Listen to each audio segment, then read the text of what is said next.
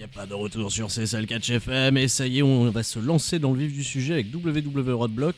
Oui, mais pas tout de suite parce que j'aimerais quand même faire une petite parenthèse pour vous rappeler que ce 19 mars à Plouane, vous pourrez venir donc du coup voir le show West Catch. On vous a fait gagner des places il y a un petit peu plus d'une semaine désormais sur Banquise FM. Donc ça sera ce 19 mars si vous êtes près dans les Côtes d'Armor pour voir de l'excellent catch français avec Tristan Archer, avec Luca Di Leo, Peter Fischer, bref du beau monde. Ça va voler dans tous les sens. Et toujours pour rester sur le catch français, le 2 avril, à Iceberg, chez nous, à la radio, on aura donc du coup la Wrestling Star qui viendra avec Flash Gordon et toute sa clique. Et d'ailleurs des places qu'on vous fera bientôt gagner donc du coup sur Banquise FM. Oui, bah ça c'est une bonne nouvelle d'ailleurs. Oui, on est comme ça. Et on espère avoir beaucoup d'auditeurs de CSL Catch FM, de Banquise FM du coup présents pour ce grand événement, la première fois que la Wrestling Star vient à Iceberg. Donc ça ne sera à ne pas louper en tout cas. Ouais, il va falloir qu'on fasse des t-shirts pour qu'on nous reconnaisse. On saura que c'est nous, enfin. Rudy, bien sûr. Voilà. Vous allez voir des barbus et une gothique. Voilà. Deux barbus, une gothique, ça y est. C'est bon. Ça m'embête un peu que vous me réduisez à l'état de gothique, mais bon, Vas-y, t'es trop dark. Ouais, c'est pas faux. Ouais, vas-y. Je t'habillerai en rose ce jour-là. Non, techniquement, c'est pas... Techniquement, c'est impossible. Mes couleurs préférées, ce sont dans les nuances de gris, voilà, ce qui est entre le blanc et le gris. Et plus vers le gris, le noir plutôt. T'en as combien de nuances? 50? Non, fais pas allusion à la littérature du centre commercial, c'est pas trop. Non, mais bon. Non, mais c'était bien. Ouais, c'était bien placé. J'aime bien, oui. Ouais, bah, merci. Non, mais elle est pas marrante. Elle est trop dark, elle est pas marrante. C'est ça, bah oui, forcément. Ouais, elle sait pas déconner. Tu vas pas me demander de sourire et de me marrer. Bah non. Tant qu'on y est. Bah non, conformiste. Sur le hashtag 3CFM, avant de se lancer sur Roadblock, est-ce qu'on a des réactions, des trucs cool? Alors, Willow Stick 7 nous dit le 2 avril, je peux pas, j'ai concert. Bah ouais, il faut faire des choix dans la vie. Voilà. Tant pis. Qui va voir qui? Je sais pas. Je crois qu'il joue dans un groupe Willow Stick 7. Il y a des chances, ouais. Bon, bah. Il me semble. Il faudra qu'il nous envoie s'il enregistre quelque chose, on le passera. Ouais, on le passera avec plaisir. Oui, nous on est comme ça. On est sympa, c'est celle Catch FM. Il s'enflammait tout seul. Voilà. Ça va? On n'a pas encore de jingle, donc j'ai fait moi-même. Ouais, non, mais en même temps. Tu sais quoi? On finit l'émission, on fait des jingles. Allez, on est fou. Allez. J'ai peur. C'est toi qui fais les jingles, Ludivine. On n'est pas dans la trop merde. dark. Sinon, en parlant de s'enflammer, il y a Alpha qui est parti là ce soir. C'est bon, on a des millions de tweets de sa part. Césaro, je pense qu'a relevé le défi aussi de faire péter le hashtag 3CFM pour nous faire monter dans les top tweets. C'est cool. Donc c'est assez marrant. Sinon, Sturit a été gratifié par rapport au choix musical pour le moment. Ah bah merci beaucoup. T'as vu, je fais un sans faute là, ça fait 2 émissions de suite. Oui, mais on n'est pas à l'abri de tes rechutes, comme pour les spoils, c'est bien. À l'abri de mes rechutes. À l'abri. Ah non. Non. Elle est pas volontaire, mais merci. Ça marche. Ça c'est spécial van ce soir. Vous m'aimez, hashtag 3CFM. Donc voilà quoi, grosso. Dis pas ça, ils vont envoyer ce en thème. Tu vas en avoir plein là. Oui, allez-y, lâchez-vous. Voilà. Ouais, je salue également la FWE qui nous suit ce soir sur le hashtag 3CFM et qui nous ont fait un petit peu de pub pour venir nous écouter. Salut la FWE, la French Wrestling Evolution. Ouais, Entertainment, je sais pas. Oui. Merci à vous les mecs. Il y a la jeune catcheuse française Amal qui a également fait de la pub pour l'émission et Neo Sharon sur Facebook. Neo Sharon sur trop sympa. Amal Winchester justement qui sera à Plouane opposé quand même à Shana et à Amazon. 2 catcheuses quand même redoutables du circuit européen. Donc je lui souhaite bonne chance et je serai là en direct pour voir justement sa victoire, parce que moi je compte sur la victoire d'Amal forcément. Moi mon match préféré ça a toujours été Shana contre Oksana sur un ring sur l'eau. Voilà. T'as affronté Shana sur un ring sur l'eau. Tu peux nous en parler? On doit parler de Roadblock les gars, on a un timing. Non mais juste parle-nous de ça, c'était beau quand même. Un ring sur l'eau. Quelle drôle d'idée. Parce que si vous ne le savez pas, je ne comprends pas ce que vous voulez dire. Ludivine était catcheuse, elle a affronté Shana. J'ai essayé d'être catcheuse. La nuance est non négligeable quand même. Tu étais une très bonne catcheuse. Tu t'es toujours sous-estimée. Je l'ai toujours dit. Depuis que je te connais, je te l'ai toujours dit, Oksana. Elle est pessimiste, elle est gothique. Elle est gothique. Bah oui. Non, j'appelle ça du réalisme quand même. C'est pas pour rien que je suis plus sur les rings aujourd'hui. Mais bon, on n'est pas là pour parler de ma vie, il me semble. Non, mais sur l'eau, ça donne quoi là? Entendre parler de Roadblock? Oui, sur l'eau. Dis-nous, parle-nous d'eau. Quelle expérience? Il était horrible ce match. Enfin, tu vas au ring en barque déjà, t'as une chance sur 2 de te retrouver à la flotte. Donc oui, t'es crispé sur ta barque. Bah ouais, forcément, t'as l'air con. C'est ça le catch en France. Franchement. Ouais, c'est drôle d'idée. Mais le catch sur l'eau. C'était une douloureuse expérience. C'est quelque chose qui a marché des années, le catch sur Ouais, les étangs, mais sur l'eau. Avant, ils faisaient ça sur des piscines. Moi, je me souviens quand j'étais tout petit, c'était à l'époque. Il y a très où la télé était encore en noir et blanc. C'est vrai en plus. Ah ouais, non, il y avait que 3 chaînes et il y avait l'Ange Blanc, tout ça, et régulièrement on voyait des matchs. Je suis pas si vieux que ça quand même. Merde. On voyait des matchs sur les Paris, ils arrivaient en barque et tout. C'était assez marrant. C'est très bien. Ouais. Voilà. Je viens de prendre un coup de vieux d'un coup en racontant ça. Bien fait. Ouais. Fallait pas m'embêter. Moi, je disais que tu étais une bonne catcheuse, c'est bon. Ah, sinon, l'Ange Blanc, le Bureau de Béthune, ils étaient sympas. Ouais, ça va, ils étaient assez sympas. Ouais. Merci Rudy, merci d'être là.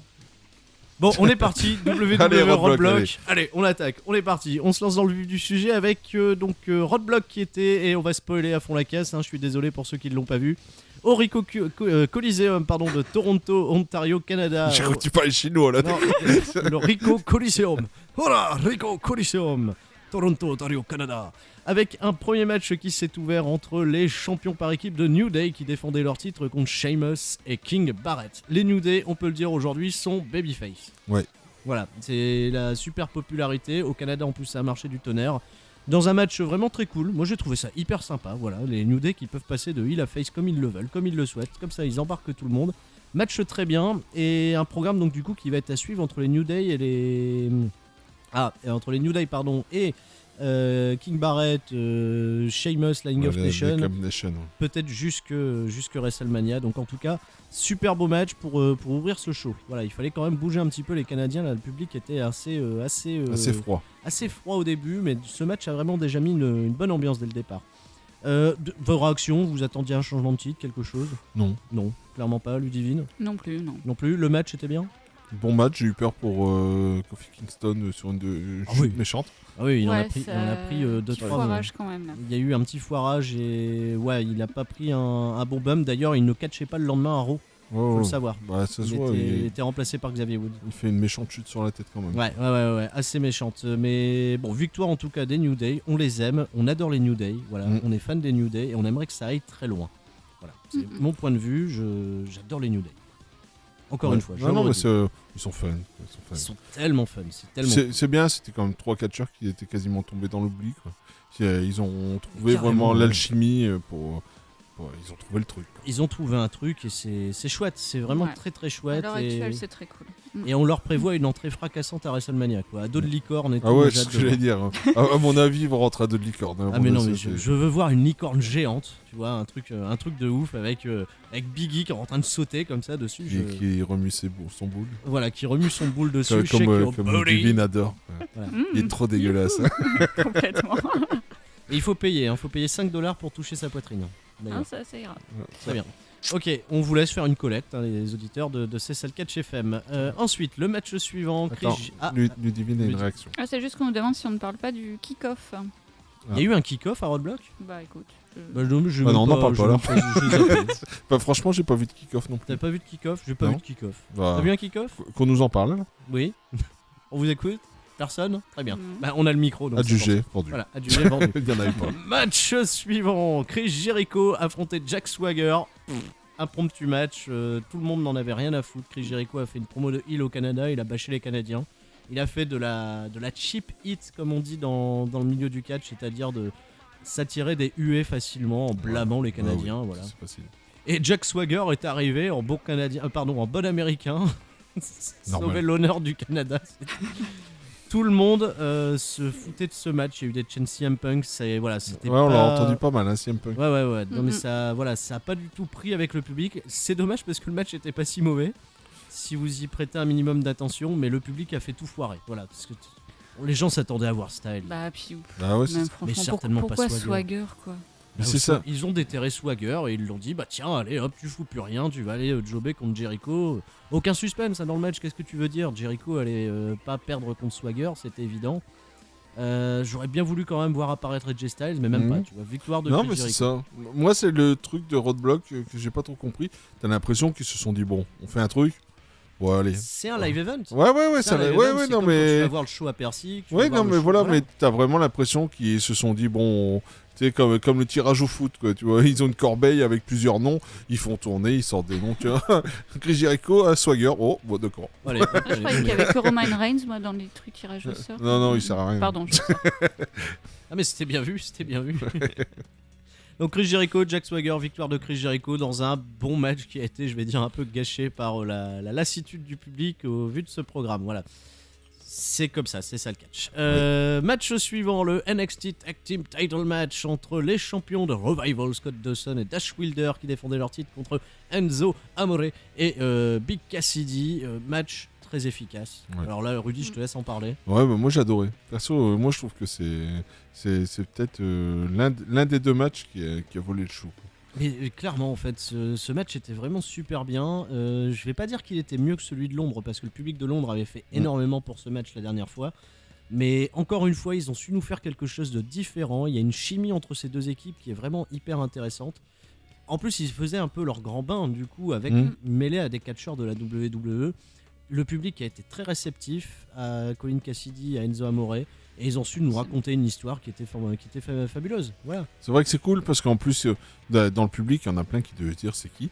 Ça se peut, bien sûr. Ouais, parce que bon, vu qu'ils viennent d'NXT comme ça, on sait que les NXT, les fans d'NXT sont un petit peu plus hardcore, quoi. Ils sont plus smart, quoi. Et voilà, et puis donc, ils doivent avoir le WWE Network où ils sont sur Internet. On sait que c'est pas non plus la composition à 90% d'un public de catch, surtout pour un live event, même si celui-ci faisait l'objet d'une diffusion, qu'il y avait des matchs de championnat, etc. L'accueil a été très bon et la connexion s'est faite vraiment facilement avec le public. C'est ça qui est chouette. C'est beau, c'est bien. Bah, Enzo Amore, Colin Cassidy, malheureusement qui s'incline. Voilà, le Revival sera champion jusque, je pense, NXT TakeOver Dallas. Pour défendre probablement contre Jason Jordan et Chad Gable et American Alpha. Enzo Amore, Colin Cassidy, prochainement, on l'espère, on leur souhaite, en tout cas dans le roster principal. On leur souhaite surtout qu'ils fassent pas que les Assumptions. J'ai un truc. Les Ascensions, ce soir, j'ai un truc contre eux. Ah bah voilà. C'est pas contre eux, quoi. C'est contre l'utilisation qu'on fait d'eux, quoi. C'est vrai que, bon, voilà, on est un petit peu déçus de cette utilisation, de cette sous-utilisation. Bref, à débattre. Ouais. Ludivine. Match très cool. Ouais, franchement, les deux équipes sont. Je suis un peu plus réservé sur Soft sur le plan technique, mais ils ont une connexion avec le public, qui est juste folle. On a Max et Mathieu qui selon eux, c'était vraiment le meilleur match du pay-per-view. Ah, c'est quand même bien payé, hein. Et c'est vrai que, on peut mettre du NXT dans le bain de la VVE, ça tranche pas, quoi. C'est au contraire, les mecs ils savent mettre le feu sans avoir la notoriété des grands catcheurs et sortir des matchs qui sont très bons. Donc mais je pense que leurs débuts vont se faire pour moi le Raw après WrestleMania, ils vont y mettre le feu, vraiment. On va avoir du monde. En plus, ouais, tu m'étonnes. Ça risque d'être chouette. Il y a du monde qui est annoncé au Raw après WrestleMania. Moi, s'il y a des gens d'NXT qui doivent faire leur début, ma première grosse pièce, je la mets sur eux. Voilà, hop, t'as vu encore, hop, je jette des pièces, on jette de l'argent, c'est ça le catch. T'es riche, toi, t'en mets souvent des pièces. Carrément, mais à chaque fois je les perds toutes. Oui, c'est comme ça. Le match suivant est un combat entre Charlotte qui s'est fait défier par Natalya Neidhart pour le titre de championne féminine. Alors, c'est quand même un peu bizarre que ce titre de championnat féminin soit défendu, puisque voilà, le programme était clairement annoncé pour WrestleMania. Charlotte contre Becky Lynch contre Sasha Banks, triple threat match. Et là, du coup, on a un match comme ça de championnat un peu impromptu qui débarque comme ça au Canada et qui a bien failli, du coup, nous réserver une bonne surprise. Parce que tellement ce match était disputé, acharné et il était bon surtout. Oui, il était bon. Enfin, super. Un bon match de Charlotte. Et enfin, et j'ai envie de le dire, comme le dit Ludivine, Charlotte Flair a probablement fait son meilleur match depuis qu'elle est à la WWE, depuis qu'elle est dans le roster principal en tout cas. Ouais, c'est clair, clairement. C'est une vraie défense de titre. On a vraiment eu cette sensation d'avoir une défense de titre jusqu'à présent. Même la façon, on va pas y revenir, mais dont Charlotte a gagné la ceinture, bon, voilà, ça reste discutable. Là, j'ai vraiment le sentiment d'avoir un match de championnat et un bon match féminin, quoi. Et Natalya Neidhart, en plus poussée par son public, qui a fait une entrée avec un t-shirt à la gloire de Bret Hart et de Owen Hart. Donc voilà, déjà, tout ça c'était acquis. Dès lors qu'elle apporte le sharpshooter, alors là, le public...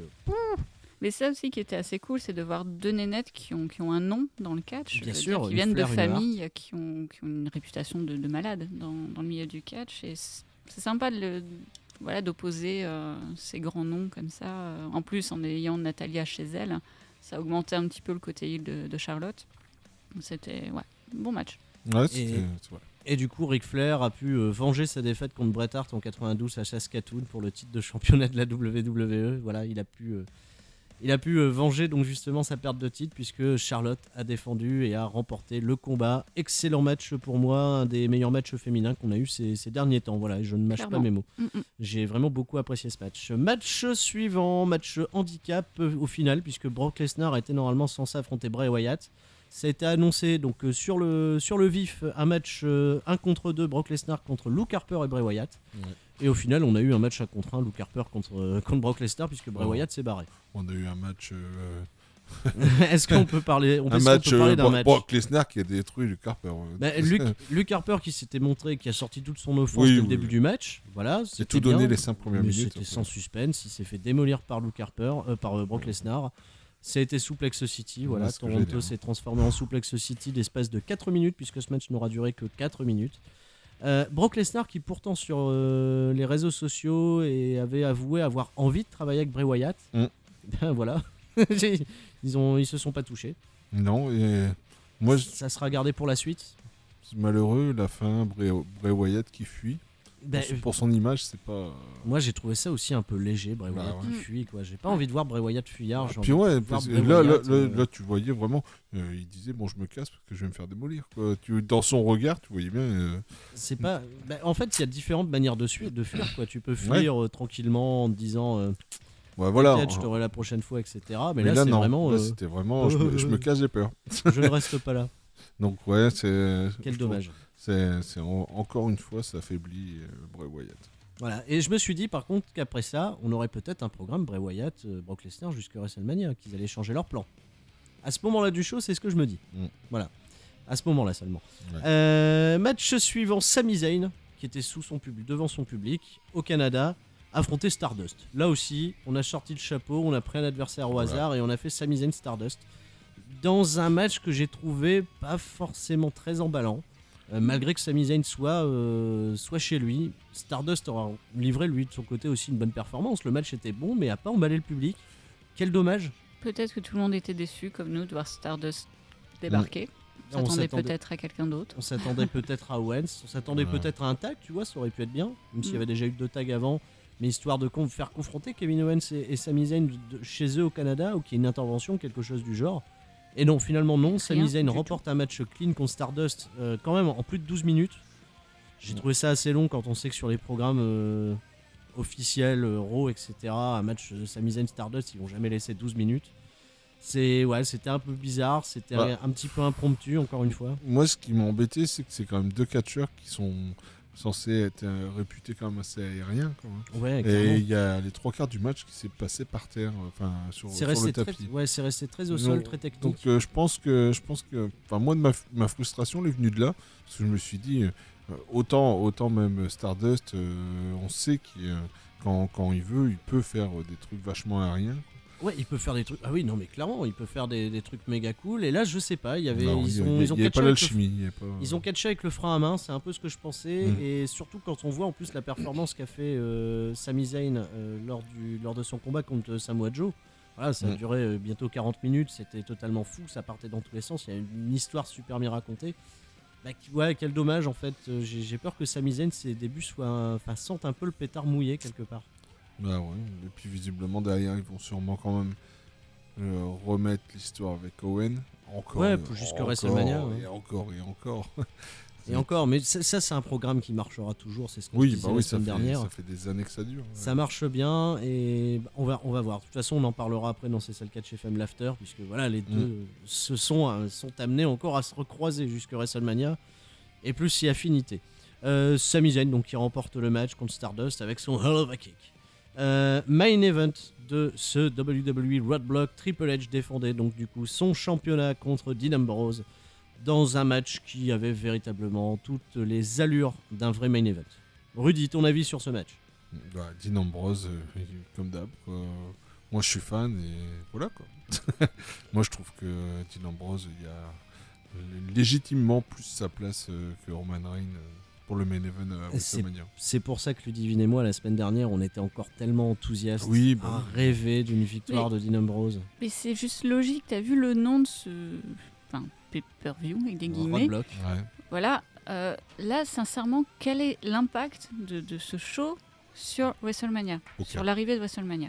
Que dalle. Pour moi, le seul intérêt qu'il y avait à mettre ça en place, c'était justement qu'il y ait un titre qui change, et notamment celui-ci. Que les pistes soient brouillées, en Voilà. Donc le match était excellent, Ambrose est juste extraordinaire, mais putain, cette fin, quoi, merde. Ça m'a gâché, sincèrement, ça me gâche l'ambiance globale du pay-per-view, enfin du show, juste pour ça. Voilà. J'étais dégueu. J'avais quand même un espoir. Je me suis dit, bon, allez, ils vont écouter les gens, ils vont réagir, ils vont faire quelque chose. Et bah non. Est-ce qu'il y a eu ce faux espoir à un moment vers la fin du match où Dean Ambrose porte justement son Dirty Deeds, fait le tomber, obtient un compte de 3, mais l'arbitre révèle que Dean Ambrose avait le pied sous la corde. Alors c'est vraiment à deux doigts de pied même qui a failli remporter donc du coup le championnat. Ça a réveillé le public comme pas possible, ça a fait un boucan du tonnerre. Ça a relancé même totalement l'affrontement entre les deux, puis ça s'est terminé malheureusement avec un pedigree de Triple H. Le match, je vais rien dire, je suis content moi quelque part de voir Triple H autant en forme. Voilà, parce qu'on parle beaucoup de Dean Ambrose, mais en face c'était quand même Triple H. J'avais un peu peur moi sur sa condition physique, vu que l'année dernière c'était dans un programme un peu, je vais dire un peu simpliste avec Sting qui était vraiment concentré sur l'overbooking, c'est-à-dire la surenchère de scénarios totalement improbables. Avec l'arrivée de la NWO, de la DX. Là, on avait donc du coup un Triple H seul, livré à lui-même, qui a livré un vrai combat de catch avec une psychologie menée de main de maître et une chimie avec Dean Ambrose qui fonctionne du tonnerre, quoi. C'est excellent combat malgré tout, malgré donc justement le résultat final. Un combat qui était vraiment prenant, haletant, posé. Ils leur ont laissé du temps, ils leur ont laissé un peu plus d'une vingtaine de minutes. 25 minutes. J'aurais eu ce match-là à WrestleMania avec l'ambiance de WrestleMania, j'aurais fait oui. Et même avec la victoire à la finale de Triple H. J'aurais même dit oui, tu vois. Très bon match, excellent combat qui, j'espère, traversera un petit peu l'air du temps parce que c'était vraiment une super rencontre entre les deux. Alors je me dis que Roman Reigns envoyait un match comme ça, il se dit putain. La barre est... J'ai intérêt de me bouger à WrestleMania. J'ai intérêt de me bouger. Donc voilà, Roadblock c'est terminé, en quelque sorte, ça y est, on a fait le tour. Donc pas de changement, comme le disait Ludivine, qui elle reste frustrée. Alors si du coup, voilà, l'éternelle question ici, c'est ça le catch FM, Rudy, combien de glaçons? Ouais, moi je peux être quand même 3,5. 3 glaçons et demi pour Rudy. Ouais, il y a eu quand même pas mal. Il y a eu des bons combats quand même, malgré tout. Ludivine. Moi je resterais sur 3.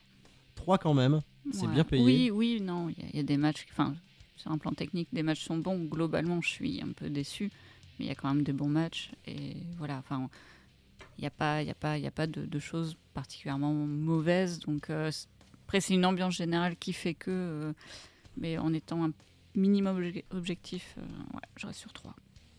On va, pour ma part, moi, je vais mettre 3 étoiles écart. Je vais trancher entre vous deux. Parce que voilà, il y a ce petit côté déception qui te fait quand même penser que voilà, il n'y a pas eu d'événement majeur. Il s'est malheureusement rien passé pour faire avancer les storylines. C'est ce qu'on dira donc justement quand on parlera de Raw dans ces salles catch FM l'after. Il n'y a pas eu véritablement d'avancée. Maintenant, tout le programme était bon. Si on met un peu dans l'obscurité les 2 matchs impromptus avec Chris Jericho Swagger et Sami Zayn Stardust. Ouais, mais là, c'est vraiment 2 matchs. Qui techniquement n'étaient pas. Non, ils étaient bons, mais pour les storylines, ils n'avaient aucun intérêt. Ils avaient strictement aucun intérêt. Le pay-per-view avait aucun intérêt. Ouais, déjà, à la base. C'était pas un pay-per-view, c'était un live. Ça a été vendu comme ça. On se comprend. Voilà. Et donc, du coup, voilà, ça s'est passé. Après, voilà, ça a enchaîné sur des choses qui se sont passées à Pittsburgh. Tiens, Pittsburgh, si c'est la ville de Kurt Angle. Oui. Voilà, il faut le savoir. Et ben c'est très bien parce que ça fait une transition de choix puisqu'on va s'écouter son thème avant de conclure sur notre émission C'est ça le catch FM. C'est bon, toi. T'as vu ça? Tout est réfléchi, tout est maîtrisé. Allez, on s'écoute le terme de Kurt Angle quand il était à la WWE et on revient tout de suite pour C'est ça le catch FM. À tout de suite.